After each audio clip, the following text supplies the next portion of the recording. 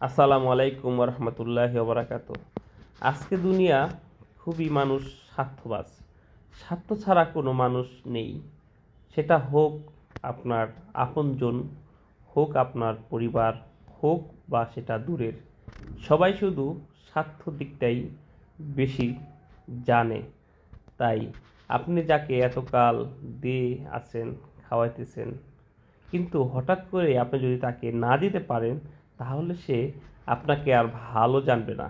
কারণ সে আপনার কাছ থেকে সবসময় পাবার আশা করে, কিন্তু দেওয়ার আশা করে না। কারণ সে আপনাকে সত্যি ভালোবাসে না। যদি সে ভালোবাসতো, তাহলে না পেলেও সে আপনাকে বলতো, আচ্ছা ঠিক আছে, আমার লাগবে না, আপনার কোনো সমস্যা হলে আমি আপনাকে দেখব। তাহলে সে আপনাকে সত্যিকারের ভালোবাসে।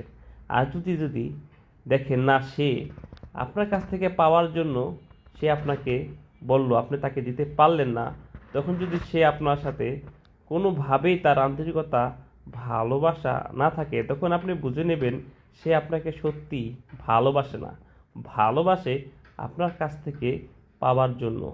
তাই আজকাল আপন বা পর যেই হোক না কেন, আপনি তাকে অতি সহজেই চিনতে পারবেন সে আসলেও আপনাকে কতটুকু ভালোবাসে। সত্যি কি ভালোবাসে, না অভিনয় করে?